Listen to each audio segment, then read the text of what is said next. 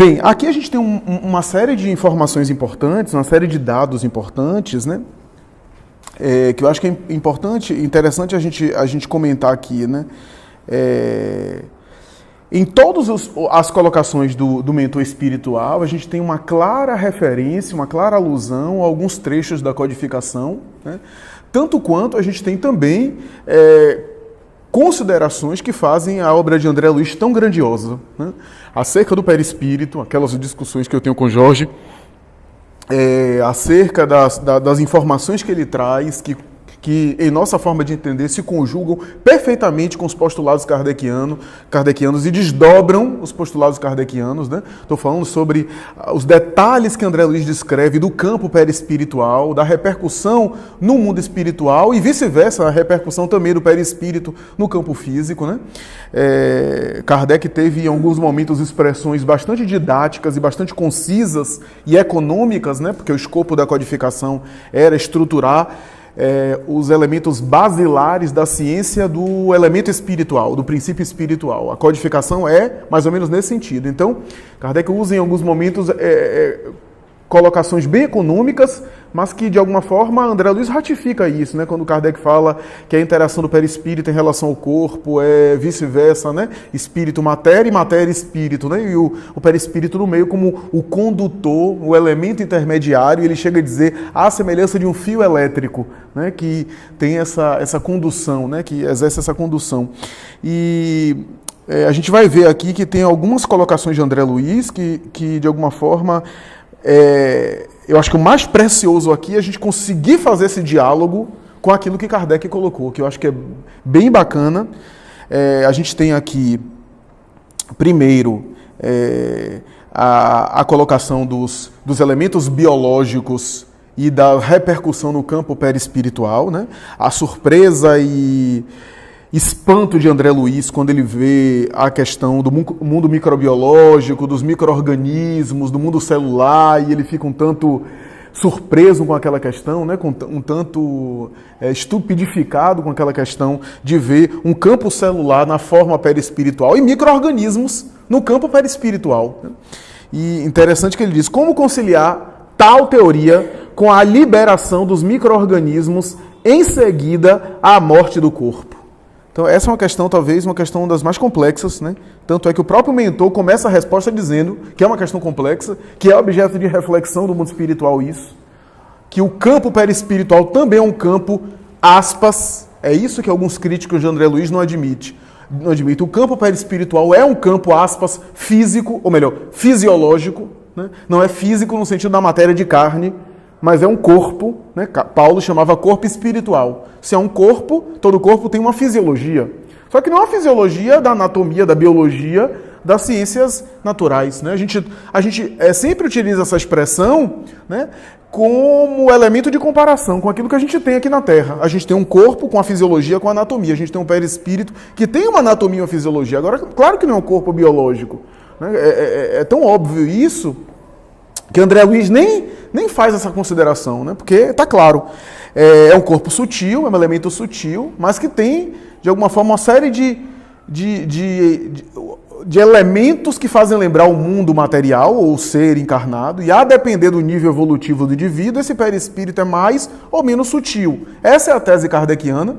Ou seja, na tese kardeciana há embutida a ideia que o perispírito se sutiliza, evolui e se torna mais sutil, mais diáfano. Aliás, na tese kardeciana o corpo também se torna menos material à medida que o indivíduo evolui. Está lá na codificação, né? Então a gente pensa o seguinte, se o perispírito se modifica e o perispírito é a forma de apresentação do espírito, porque o perispírito não tem um funcionamento complexo, muito mais complexo, aliás, do que o corpo biológico, já que é o campo que antecede a própria forma física.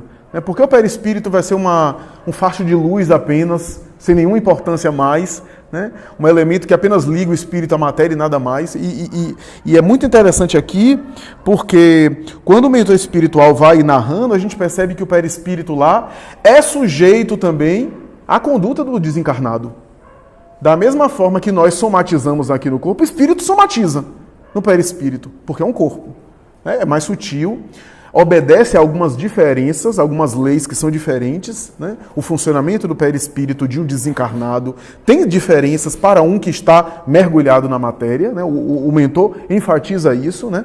Mas ainda assim o perispírito está refém da mente. O mentor fala isso, né? Que da mesma forma que a mente no campo dos encarnados conduz o indivíduo às paixões e ao próprio adoecimento, inclusive ao adoecimento do corpo, no mundo espiritual, embora seja algo de natureza diferente, ele não explica como é que é isso, o corpo espiritual também está sujeito à mente. Está suscetível à mente. Ou seja, André Luiz está deixando claro que perispírito é uma coisa e mente é outra. Que o perispírito é uma roupagem do espírito, veste o ser espiritual, né, está sujeito à mente do espírito, mas é um elemento que não tem autonomia própria. É um corpo, é uma roupa. É um recurso do espírito, não é o ser pensante propriamente falando. Né? Então é interessante isso. E aí diz, quase impossível determinar-lhes a fronteira divisória, porquanto o espírito mais sábio não se animaria a localizar com afirmações dogmáticas o ponto onde termina a matéria e começa o espírito. Isso daqui é uma questão perigosa, uma questão difícil. Onde é que começa a matéria, ou termina a matéria, e começa ou termina o espírito? Uma questão muito difícil. Veja que tem uma questão enigmática no Livro dos Espíritos, que Kardec pergunta, né? Pode-se conceber matéria sem espírito e espírito sem matéria? E os espíritos respondem, pode, pelo pensamento. Ou seja, em termos práticos, matéria e espírito estão se relacionando o tempo todo, até onde a gente saiba. Pelo pensamento, ou seja, com caráter didático, a gente pode separar o que é espírito do que é matéria, mas essas coisas se misturam. Né? Eu costumo dizer isso. Uma célula é um princípio espiritual em evolução. Uma célula é um princípio espiritual em evolução, mas também é matéria. E aí? Como é que a gente separa uma coisa da outra? Ao mesmo tempo que é um princípio espiritual em evolução, tem um elemento ali orgânico, unicelular, pluricelular, seja lá o que for. Então, matéria e espírito estão... Quando eu falo espírito aqui, é espírito, princípio inteligente. Não é o ser humano, não é a entidade, não. Estou falando o psiquismo, o princípio espiritual, né? Que ele, inclusive, faz aqui colocações belíssimas sobre a evolução desse princípio espiritual. Né? O mentor, em alguns momentos, faz alusão a esse progresso. Né? E aqui é uma informação interessantíssima sobre as águas, né? Em mais de uma ocasião, ele se refere aos oceanos e à vida aquática como sendo a origem aspas, até onde ele pode conceber, a origem desse princípio, pelo menos em termos humanos, no planeta Terra, nas águas. O que faz, de alguma forma, uma ponte com aquelas teses da vida aquática, né? Do coacervado, das primeiras cadeias de aminoácido e proteína e DNA mais tarde, né? Que teria se iniciado na vida aquática, né? Na vida dos gases incandescentes e onde havia água por tudo que é lugar, né? Segundo as teorias aí da biologia, ou Parini e Roldani, se não me falha a memória, né? E assim por diante. Então, é interessante a gente pensar nisso, né? Que essas coisas se misturam em algum nível. E matéria espírita acaba se configurando de alguma forma como uma mesma coisa, ou melhor, sendo difícil diferenciar uma coisa da outra. O que a gente sabe é que o princípio inteligente, o princípio espiritual, é aquele que tem vontade própria, espontaneidade. A matéria não tem espontaneidade própria, mas é animada pelo princípio inteligente, né? Ou seja, o princípio não inteligente e o princípio inteligente estão em constante harmonia aí, um animando o outro, e ao mesmo tempo aquele que anima é aperfeiçoado pelo outro que é animado por ele. Né? É dialético. Né? Porque da mesma forma que o espírito muda a matéria, Kardec usa a expressão intelectualiza a matéria. Né? Intelectualiza a matéria. O espírito intelectualiza a matéria.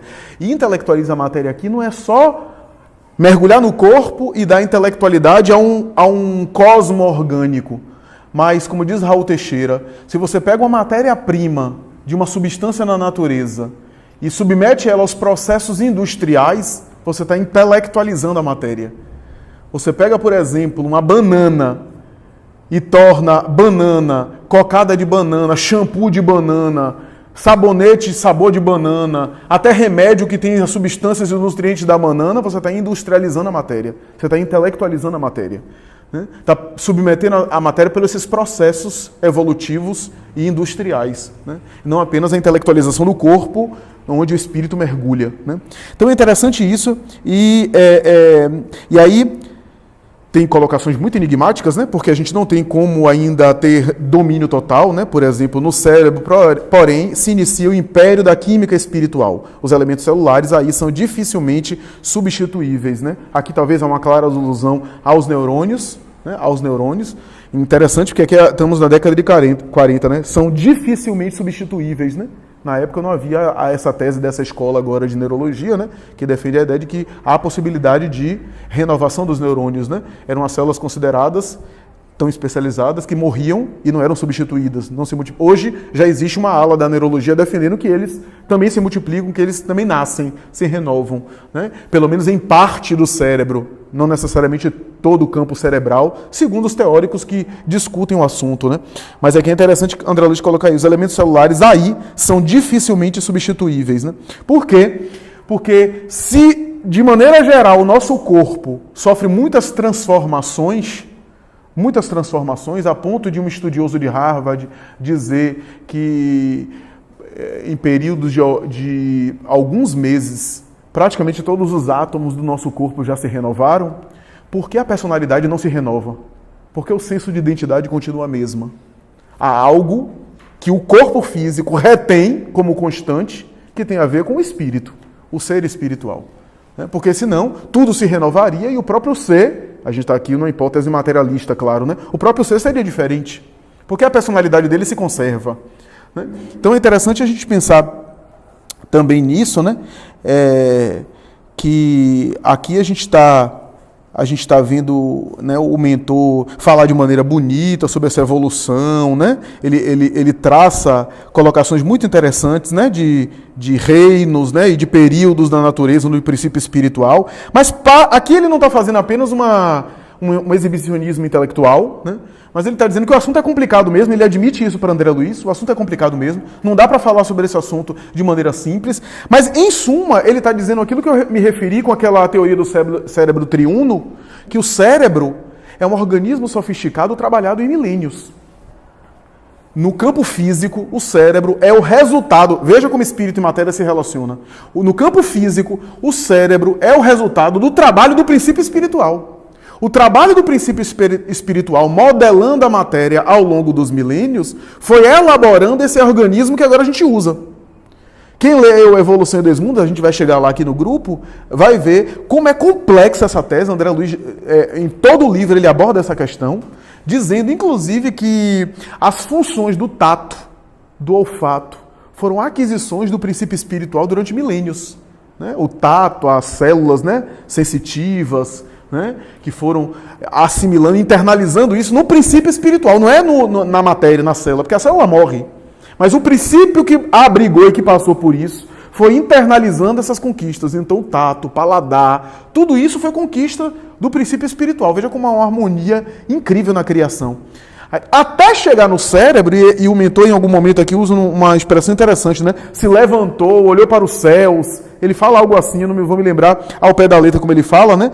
Mas que ele se levantou, olhou para os céus, né? Se ergueu, né? Talvez fazendo essa alusão, né, do homem Homo sapiens sapiens, né? Que deixou de ser recurvado e com cauda, né? Que se ergueu, que se tornou mais ereto, né? Que o neocórtex surgiu, porque tudo interessante isso, a gente pensa que é apenas um processo biológico, não. Esses processos de modificação corporal do biótipo, eu estou falando aqui no sentido milenar, tá? Não é no sentido de que eu estou mudando o meu corpo agora ao passe de mágica, não. Eu estou dizendo que o princípio espiritual, durante milênios, vai elaborando uma matéria cada vez mais aperfeiçoada. Quem lê A Caminho da Luz, vai ver uma alusão muito interessante que nunca me esqueço. Quando na formação da vida da Terra, Emmanuel cita que os engenheiros siderais de Jesus, aqueles que faziam parte da sua equipe e que ensaiavam as primeiras formas de vida no laboratório da natureza, foi tentando aperfeiçoar as formas, e aí ele cita algumas espécies, né, que foram dinossauros, né, que foram sendo aperfeiçoados por esses espíritos até implantar um modo de vida habitável para o futuro homem. Interessante que Kardec diz isso, né, que o homem no sentido de espírito humano, é o maior investimento da divindade, né? Porque foi dado ao homem conhecer a divindade, saber se relacionar com a divindade de maneira consciente, né? Então, interessante isso, né? Ele cita, né, o dinossauro, se não me falha a memória, ele cita crocodilo, alguma coisa assim. Ele faz citações, né, desses répteis que vão se evoluindo, que tinha a mão dos espíritos. Os espíritos metiam a mão naquilo, né, para ir elaborando formas, né, mais adaptáveis, etc. Então é interessante, né, esse ascendente espiritual. O cérebro é o órgão sagrado de manifestação da mente, em trânsito da animalidade primitiva para a espiritualidade humana.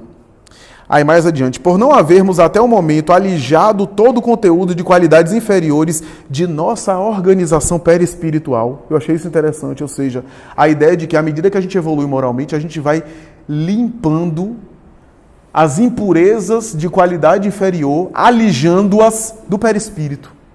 Então, ele diz aqui, como o perispírito ainda não foi alijado, aqui, um parêntese, há uma tese do Dr. Jorge Andréa, psiquiatra recentemente desencarnado, há alguns anos, né? Jorge André tem uma tese interessante que ele diz o seguinte, que o perispírito tem peso. E à medida que o espírito evolui, o perispírito passa por uma dieta, fica mais leve, né? É uma dieta low carb, né? Então vai ficando mais magrinho o perispírito, vai se sutilizando. E Jorge André vai dizendo, há perispíritos tão densos que quase se assemelham a um corpo físico. E por isso o espírito fica aqui, no campo físico. Aí chove, ele sente chover, molhar ele. Aí faz calor, ele fica com calor. Ele é suscetível aos efeitos materiais, embora esteja desencarnado. Alguém fecha a porta, ele não consegue atravessar a porta, né? Kardec vai dizer lá, o perispírito, uma outra questão, o perispírito não sofre nenhum tipo de abalo em relação à matéria. Isso em teses gerais, e é verdade. Mas um espírito desse ignorante, ele de alguma forma está tão denso que ele não consegue atravessar. Porque Kardec colocou no sentido geral. No sentido geral, se você dá um tiro num espírito desencarnado, você não vai matar o espírito desencarnado. O perispírito não vai sofrer. É incorruptível nesse sentido, né? Não sofre dilaceração nesse sentido. Mas o espírito está tão denso que ele acredita se abalar. Ele sente repercussão nesse sentido. E à medida que ele vai ficar... Aí a gente explica a volitação. Alguns estão tão densos que tem que pegar aeróbus. Vai se tornando mais sutil e volita, né? Lembra de Ovelhas da Vida Eterna? Teve um que desencarnou, que pegaram a mão dele e subiram com ele. Ergueram com ele, porque ele não conseguia volitar. Recém-desencarnado, claro, né? Então, a gente vê isso, né? Por lá, semearemos. Aqui eu achei muito bacana, porque ele está falando da tarefa da reencarnação, o exercício da carne e o exercício fora da carne, né? Ele diz, atravessado, contudo, o rio do renascimento, somos surpreendidos pelo duro trabalho de recapitulação para a necessária aprendizagem. Por lá, o mundo material. Por lá, semearemos para colher aqui. Se colhe no mundo espiritual. Aprimorando, reajustando e embelezando até atingir a messe perfeita. O celeiro farto de grãos sublimes, de modo a nos transferirmos, aptos e vitoriosos, para outras terras do céu. Não devemos acreditar, porém, quanto aos serviços de resgate e de expiação, que a esfera carnal seja a única capaz de oferecer o bendito ensejo de sofrimento áspero e redentor. Em regiões sombrias, fora dela, fora da terra, fora do mundo material, quais não podes ignorar a oportunidade de tratamento expiatório para os devedores mais infelizes, que voluntariamente contraíram perigosos débitos para com a lei. Ou seja, a ideia de que a terra tem um caráter também expiatório, de resgate, de sublimação, né? Mas o indivíduo que não sublime no resgata aqui, tem resgates no além, né? Tem processos de resgate no além. Então, às vezes, parte da dívida que o indivíduo acumulou, ao desencarnar de maneira desastrosa e ao ser arrastado pelo mundo espiritual, ao ficar naquela situação de sofrimento, como André Luiz descreveu o caso dele, e eu repito, André Luiz, na experiência dele, era uma coisa suave. Não é no sentido de fazer de maneira catastrófica, não, mas já comentamos aqui que André Luiz viveu uma situação umbralina suave. As sensações materiais, a fome, a sede, o povo rindo da cara dele, chamando ele de suicida. Isso daí é suave, porque os equívocos dele são os equívocos humanos da época dele, os vícios convencionais da média da população.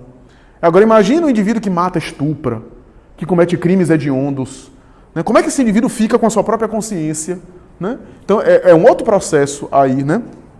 Claro que eu estou falando em termos gerais. Claro que está atenuantes, a misericórdia divina, a toda a consideração aqui da lei que escapa à minha própria capacidade de entendimento, né? Mas é interessante a gente pensar nisso, né? Que o espírito evolui no mundo espiritual, que o espírito pode resgatar determinados débitos no mundo espiritual também, como pode evoluir, como pode crescer, mas há determinada experiência que é do campo físico. Né? Semeia-se no corpo físico para colher no mundo espiritual. Né? Ideal seria que alguns dos nossos equívocos cometidos aqui a gente tivesse o ensejo de reparar já aqui. Bem-aventurados aqueles que podem já resgatar aqui, já consertar aqui, já recompor. Né? Mas existe essa continuidade. Né? Mas o que André Luiz está aludindo nesse parágrafo aí, ele está dando a entender que é melhor que o indivíduo resgate enquanto está no corpo. Porque ele diz que são débitos perigosos para com a lei e que há lugares para esses indivíduos que se infelicitaram tanto. Né? E aqui ele fala, no final, aqui para concluir meu comentário, ele fala sobre o esquecimento do passado. Esse trecho aqui no Mundo Maior, inclusive já tive a oportunidade de ler para falar sobre o tema esquecimento do passado em palestra recente, né, relativamente recente, e eu acho muito interessante esse texto aqui de André Luiz, de toda a coleção da obra. Esse é o texto que eu mais me lembro, que detalha e que traz informações interessantes sobre o mecanismo do esquecimento do passado. Né? Então é interessante quando ele chama o cérebro de quebra-luz, os neurônios de luvas, né? Ou as regiões cerebrais de luvas que abafam um pouco essa luz do espírito, né? E ele chega a dizer, em verdade, o espírito não esquece, apenas tem a lembrança amortecida pelo cérebro, pelo corpo. E aqui é uma série de considerações importantes, né?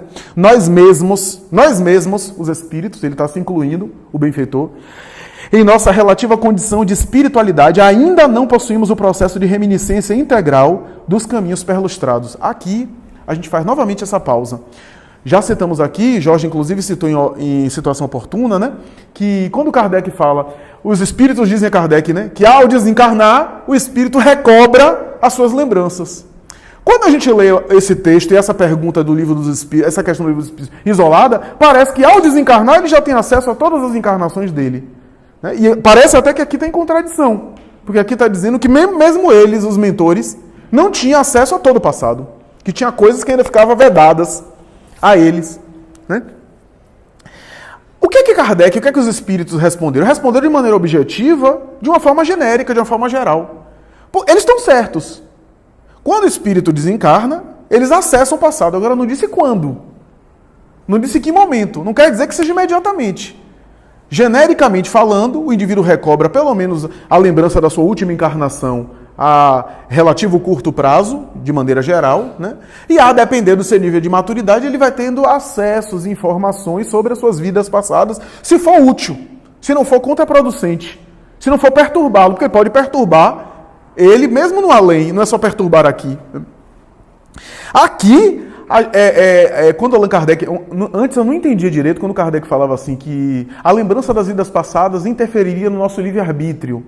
E eu entendia mais ou menos, mas não ficava claro. Aqui fica mais claro quando André Luiz descreve, porque complementa as assertivas de Kardec, porque se as zonas cerebrais são amortecedores dessas lembranças, imagine, por exemplo, se eu ter acesso a essas lembranças com clareza e eu perceber, por exemplo, que Raimundo aqui, nós somos inimigos claros e graves. Certamente a gente não estaria aqui confortável. Eu não estaria aqui confortável do lado dele. Eu não estaria me sentindo tão bem assim. Interferiria no meu livre-arbítrio atual. Então, essa diminuição dessa luz que a quebra-luz faz, é para eu ter uma autonomia maior de poder tratar ele, de poder me relacionar com ele. Ainda que eu traga no mundo íntimo alguma resistência, aquilo vai sendo vencido de uma forma melhor do que eu ter nítida lembrança do conflito. Né? A gente já tem tanto conflito nessa encarnação, imagine os conflitos de outra, que eram piores, porque a marcha é sempre para cima. Né? O que não significa dizer que nós somos contra a intervenções terapêuticas de regressão. Esse é um outro caso que tem uma finalidade terapêutica específica, que não faz a pessoa recordar de tudo, faz às vezes despertar uma recordação específica, uma cena, alguma coisa, com finalidades terapêuticas que deve ser muito bem pensada. Né? Mas via de regra, essa diminuição. E é uma outra coisa que vale a pena considerar, tem um livro de Leon Denis, Gabriel Delany também na obra Reencarnação fala isso, e Leon Denis também, né, que houve homens na Terra que tiveram lembranças espontâneas, a chamada ecmnésia, de vidas passadas. Leon Denis cita uma série de casos, desde Pitágoras até Victor Hugo, que parece que teve também reminiscência de vidas passadas, né? Uma série de pessoas. Só que Leon Denis conclui, Ivone Pereira tem também um capítulo em Recordações da Mediunidade, chamada Reminiscência de Vidas Passadas, onde ela cita a obra de Leon Denis, ela se fundamenta na obra de Leon Denis, citando essas pessoas famosas, onde ela diz que, via de regra, na sua grande maioria, essas pessoas que tinham nítida lembrança de algumas encarnações, por exemplo, Pitágoras tinha lembrança de três últimas encarnações, normalmente são homens e mulheres mais maduros espiritualmente, psicologicamente, que tinham acesso a essas informações e não se perturbavam, e não entravam em conflito, e era útil às suas existências, de maneira geral. Eram seres um pouco mais assim, amadurecidos para a média geral da população. E aí eu me lembro de uma questão do Livro dos Espíritos, o item 397, quando Kardec pergunta assim, nas existências corpóreas de natureza mais elevada do que a nossa, a lembrança das existências anteriores é mais precisa? Os Espíritos respondem, sim. À medida que o corpo se torna menos material, o quebra-luz, menos material, o homem recorda melhor. A lembrança do passado é mais clara para os que habitam os mundos de ordem superior. Então vejamos que é essa questão, né? Tanto na Terra, no corpo encarnado, quanto no mundo espiritual, né? Temos essa... Por quê? Porque o acesso a reminiscências de um espírito que acaba de desencarnar, reminiscências dolorosas de vidas passadas, pode perturbá-lo, pode trazer muito malefício a ele, pode não trazer nada de bom para ele, acréscimo. Né? Esse voltar e esse ter acesso é à medida que ele vai se tornando mais maduro, né? Vai se tornando mais consciente, e aí ele consegue olhar para o passado como nós lembramos da nossa infância, e até achamos graça de algumas coisas que fizemos na infância, na adolescência, sem ficar com culpa, sem ficar perturbados por isso. O espírito, quando ele amadurece, aí sim ele olha para o passado e olha com graça, olha com recordação, mas sem perturbação. Mas, na maioria das vezes, o espírito, quando olha para esse passado sombrio, ainda em nosso nível, entra em conflito. E aí só soma mais conflito. Então é interessante isso, né? Em linguagem mais simples, são esses elementos cerebrais respiradouros dos impulsos. Experiências e noções elevadas da personalidade real que não se extinguem no túmulo e que não suportariam a carga de uma dupla vida. Quem demasiado se materializa, demorando-se em baixo padrão vibratório no campo de matéria densa, não pode reacender ao desencarnar, de pronto, à luz da memória. À luz da memória. Então, interessante isso, a associação que André Luiz faz aqui com relação ao campo moral. E, por fim, quando ele fala nervos, zona motora e lobos frontais, para fazer alusão a processos subconscientes, lembra? Os 3 pisos do cérebro, né? A casa mental. Processos inconscientes, que ele chama aqui de impulsividade. Processos conscientes, zona motora. E lobos frontais, o superconsciente, o futuro que nos aguarda. Ele vai dizer, de alguma forma, aqui, se eu tivesse mais tempo, eu ia até considerar, mas por conta da necessidade de socializar a palavra, eu não vou me alongar muito não, mas aqui ele faz uma consideração que eu acho muito útil, que é o seguinte, o indivíduo tem que equilibrar os 3. Tem que viver na perspectiva das noções do futuro, sim, do superconsciente. Não esquecer que a sua impulsividade é um passado que traz muitas lições para si e que pode ajudá-lo, essa impulsividade direcionada para o bem, e ter o presente para aglutinar a experiência atual e deliberar em prol do seu futuro que o aguarda. Por que isso? E ele chega a dizer, aquele que só fixa sua mente na zona superior, vive em meditação e em contemplação e se esquece do trabalho, daquilo que ele precisa construir para chegar lá. Aquele que só vive no presente, vive uma vida apenas operacional, apenas de diligência. E a evolução espiritual não pode ser apenas de diligência. Porque se trabalho, fazer as coisas só braçal, desse por si só a evolução espiritual, Jesus tinha elogiado Marta, que ficava na cozinha fazendo, e ele disse, olha, Maria escolheu a melhor parte, porque sentou com ele e não ajudou ela na cozinha, porque aproveitou ali aquele momento com o Senhor. Então, não é só fazer coisas braçais, operacionais, né? É uma conjugação disso tudo, né? Uma conjugação disso tudo. E talvez por isso os espíritos nobres, os exemplos, são exemplos porque eles conseguem também o aspecto humano, né? Paulo foi grandioso, mas muita gente se esquece que ele passou dias e anos ali, como tecelão, vendendo tapete no deserto. E ganhando o ganha-pão dele numa atitude humilde. O governador espiritual da terra passou praticamente 30 anos no anonimato. No anonimato. Sem ninguém conhecer ele. Trabalhando numa carpintaria. 30 anos. O governador da terra trabalhando numa carpintaria modesta para sustentar a família. Para ajudar a mãe. Né? Então, o que é que isso quer dizer? Né? Que tem também os trabalhos humanos, que também é a evolução espiritual, as obrigações. Que aquele momento de martírio, de transcendência, é o coroamento do processo. Mas que não se pode se esquecer desses compromissos iniciais. Para a gente não inverter as coisas. Então, isso é muito rico, esses trechos aqui, né? O primeiro ponto que eu achei interessante foi aqui no espiritual, né? Então, se a gente passa tantos anos na escola e na faculdade estudando tabela periódica, com todos aqueles elementos químicos, quando a gente vai analisar o perispírito, esqueça aquilo, porque provavelmente vai ter uma outra tabela periódica com vários outros elementos que você nunca imaginou nem pensou na vida. E eu achei interessante que, relendo a questão dos 5.7 de O Livro dos Espíritos, ensaio sobre a sensação dos espíritos, Allan Kardec fala que o perispírito é formado pelo fluido universal, pelo fluido magnético e por algo de matéria inerte. E aí, dentro dessa conjuntura, ele vai dizer que a gente tem uma parte da matéria que é orgânica e que é inorgânica. Aí, quando o André Luiz, junto com o Calderaro, começam a falar sobre como o princípio espiritual evoluiu, né, que ele, quando ele faz essa alusão do princípio espiritual que se acolheu no seio tépido das águas, a gente pensa logo nos coacervados, que foram aquelas moléculas de proteínas que deram início à primeira vida que a gente conhece, né? Primeiro ser vivo. Então a gente pensa que esse princípio material maleável começou a formar a concepção do que seria o ser humano no futuro, né? E mais para frente ele coroa a discussão falando da concepção mente-cérebro. E aí eu comecei a me questionar do seguinte: nós sabemos que o potencial criador da mente ele é infinito e como o Calderaro até disse, nós que estamos aqui desencarnados, nós temos um poder, devido à característica de plasticidade do perispírito, de moldá-lo ao nosso bel prazer de uma forma muito mais livre, sem esses quebra-luzes, sem esses impedimentos do corpo material.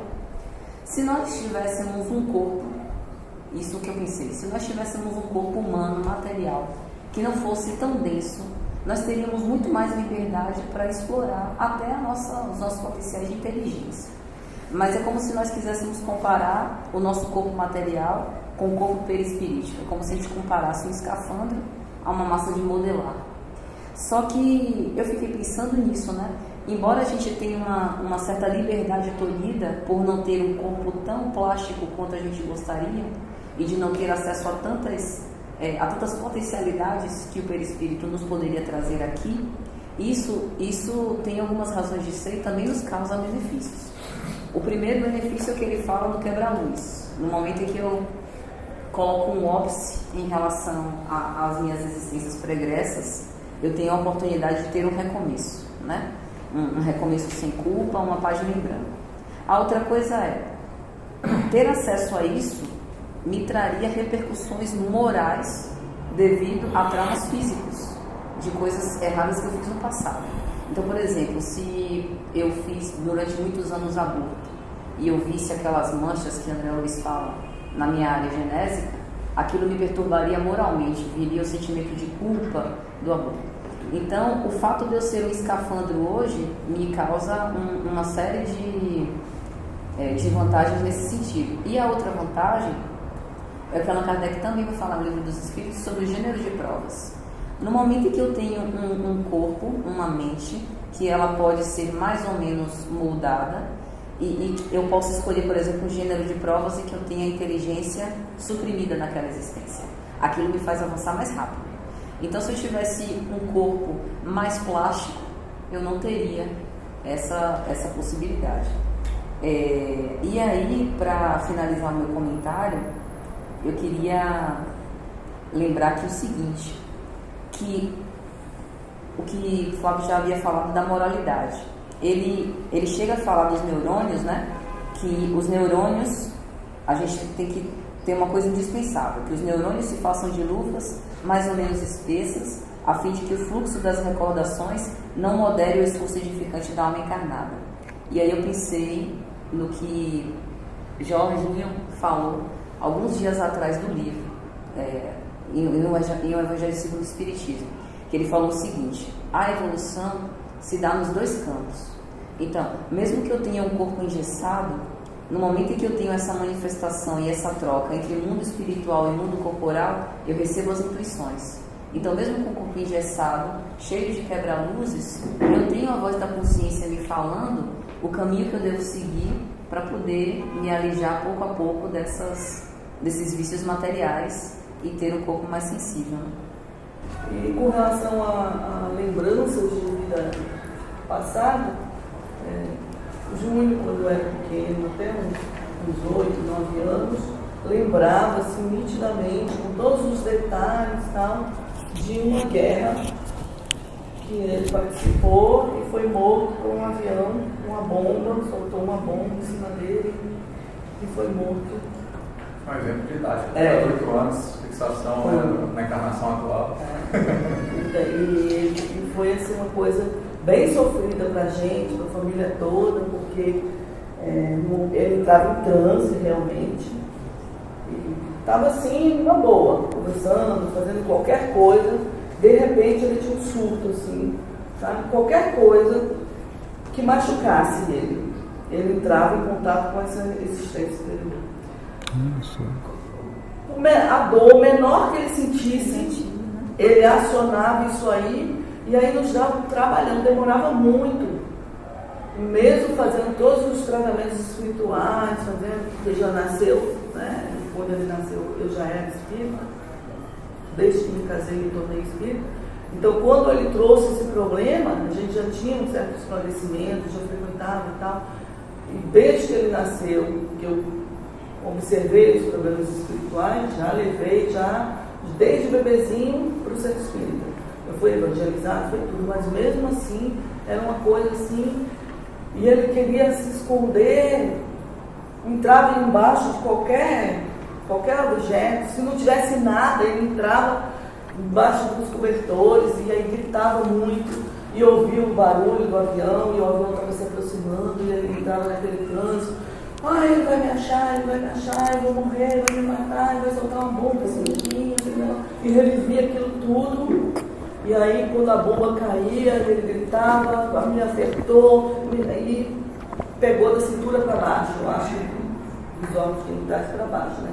E aí ele dizia, eu vou morrer. Picou ele todo, né? Dilacerou tudo.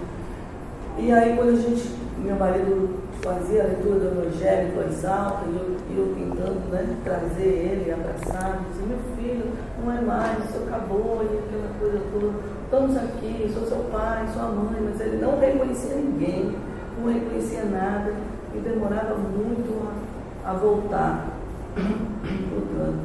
E todas as vezes que ele se machucava, depois desse transe, ele dizia, eu não tenho medo de morrer, mas eu não quero sofrer as dores, né, do desencarne, as dores físicas, né? Uhum. Mamãe, eu não tenho medo de morrer, eu posso morrer, eu só não quero sentir as dores. E aí qualquer sofrimento, qualquer coisa que ele entrasse em contato com alguma dor física, ele já entrava nesse transe e aí já passava assim um tempo como se estivesse doente. Uhum. Aí ficava acamado, aí ficava aquela coisa assim. E a gente tinha que convencer, eu acho que a impressão era tão forte que demorava a sair, né? Aqueles fluidos, impregnava de tal forma o corpo físico dele que demorava a sair para ele voltar para a vida normal. E aí ele, não, meu filho, você não vai, mamãe, eu vou morrer, você não vai morrer, já passou. E foi realmente uma coisa que marcou bastante a infância dele, isso aí.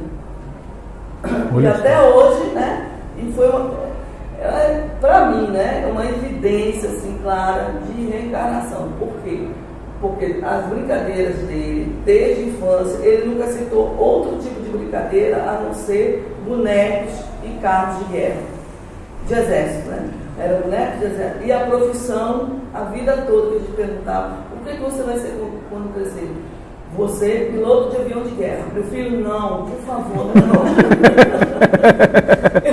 Interessante. Tem um caso de Hernani Guimarães Andrade. Hernani fez um trabalho muito parecido com o do Ian Stevens. Inclusive, eles se conheciam. Hernani recebeu o Ian Stevens aqui do Brasil. Quando o Ian Stevens ele teve também contato com o Banerjee, né? Quem não sabe, Hernani Guimarães Andrade participou do segundo Pinga Fogo com o Chico Xavier. É uma das pessoas que fazem, inclusive, algumas perguntas ao Chico, né? No primeiro foi o Herculano Pires, no segundo foi Hernani Guimarães Andrade, né? Reza a lenda não, assim, reza os boatos, né, de Valdo, Luciano dos Anjos, afirmam que Hernani Guimarães Andrade é Lavoisier, é o próprio Lavoisier, nada se perde, nada se cria, tudo se transforma, né?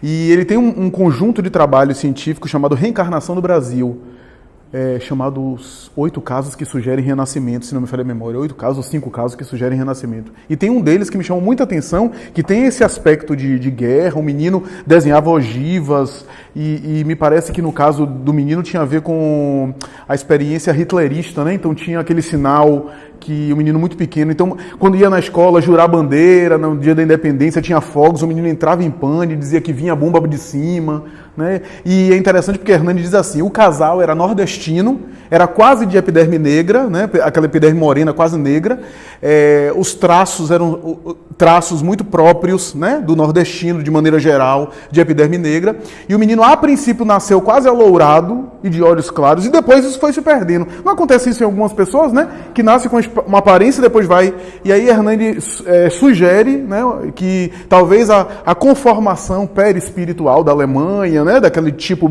daquele biótipo, que depois foi se diluindo na genética atual, né? É uma hipótese interessante, né? E aí, lendo essas questões aqui sobre o nervo, as ondas motoras dos globos frontais, que raramente nós temos esse equilíbrio, né? Esse equilíbrio da percepção do passado com o presente e o futuro. Então eu fico imaginando o seguinte, que nosso corpo, assim, nosso corpo e também os aparadouros que nos dá através do cérebro, do perispírito, para essa potencialidade do espírito, são formas, vamos dizer assim, equilibrantes dentro de um desequilíbrio que nós temos. O que eu quero dizer? É que como nós, os seres, temos esse desequilíbrio, aí, por exemplo, se eu vivo muito na contemplação, se eu um espírito muito contemplativo, e aí a espiritualidade, né, os construtores espirituais das formas físicas, vai dizer, olha, você, já que você contempla demais, que você trabalha muito essas regiões aqui, a gente vai abafar um pouco essas regiões e vai liberar outras regiões. E não é só as regiões físicas, também as questões sociáveis. Porque pense bem, se aquele indivíduo, ele libera, mas ele mora em uma região, ou em um local, ou numa relação, só ele e a mulher não tem amizades, não tem outro. Então o que ia acontecer? Ele ia voltar para essa reminiscência e começar a trabalhar isso. E aí esse indivíduo ele já vem com esse corpo, com essa obliteração desse processo, e aí bota ele ainda numa família enorme, numa turma assim de convivência constante, aquela casa cheia, para ele ter que trabalhar, por exemplo, o presente, né? Os trabalhos, né, reais, a coisa da vida. Né? Então, é uma coisa tão... Eu fiquei pensando assim, comecei a viajar nisso aqui, falei, é uma coisa tão perfeita, que as simples coisas na nossa vida, as relações, tudo, tem tudo a ver com isso, com esse equilíbrio, ou seja, que uma busca de um equilíbrio que está, porventura, desequilibrado.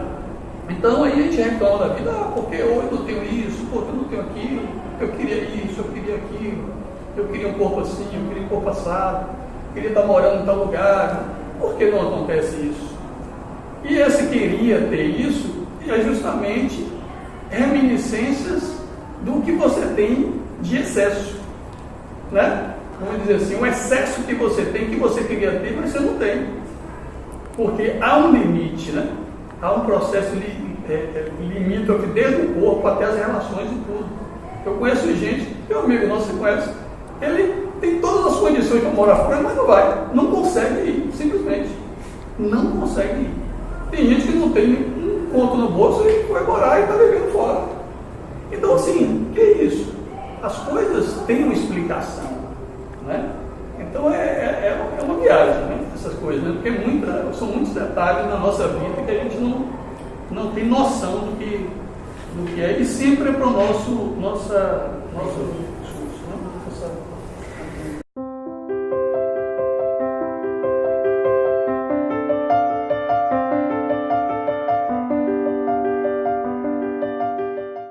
Sempre pensar que é o espírito, né, em última instância, através do perispírito, que imprime na matéria as suas necessidades, né?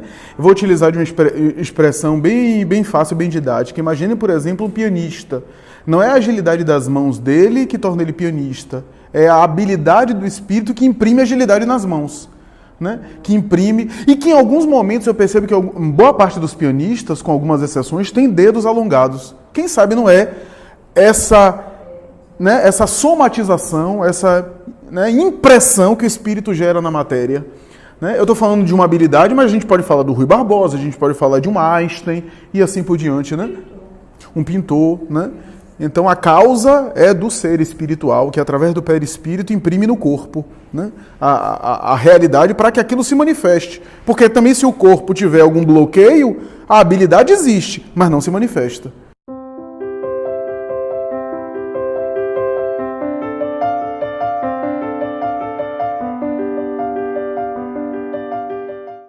O biotipo, como atende a fatores genéticos, né, de um modo geral, isso muda, né? Você fala a aparência, né? Aparência física, né? E pode mudar, pode variar muito, né? A tendência é variar, né? Às vezes, em alguma situação, por exemplo, tem alguma semelhança, né? As pesquisas de Anstivoso, de reencarnação, né? Vê algumas semelhanças. Por que semelhanças? Aí tem um outro aspecto, né? A fisiognomia e a antropologia criminalista não é totalmente sem fundamento se a gente pensar em fatores espirituais, não nos fatores científicos materiais como foram apresentados, né? Mas a gente pensa o seguinte, que o espírito imprime na facies, como dizem em latim, né? Na expressão até da psiquiatria, a sua realidade, né? Tem alguns trabalhos de psiquiatria que mostram, por exemplo, o indivíduo em sofrimento psíquico, como é que ele fica, né? No senho contraído e depois ele calmo, né? Então a gente pensa, por exemplo, que o espírito ele imprime na realidade do semblante algo dentro dele. É claro que a gente não pode bater o olho e adivinhar facilmente como é que a pessoa está se sentindo. É apenas uma pista, né, o semblante. Levando em consideração que estamos ainda em corpos materiais pesados. Como é que isso vai ser lá adiante? Kardec chega a dizer que nos mundos avançados a dupla vista é constante. A gente pode pensar a telepatia é constante? Né, a transmissão de pensamento, né, a comunicação psíquica. Aí a gente pensa o seguinte, essa facies, respeitando a genética, a estrutura, a linha fisionômica do indivíduo, às vezes se modifica com o tempo. Aí a gente pega duas pessoas que nada se parecem, um casal, que nada se parece fisicamente, mas na convivência ficam parecidos. Vocês são irmãos gêmeos? Ou vocês são irmãos? Não tem isso? Né? Não, fisicamente não se parece, mas acaba parecendo. Essa aura, essa atmosfera. Né? Então, isso acontece, né? Essa relação, essa interferência do ser espiritual. Filho adotivo. É muito interessante isso.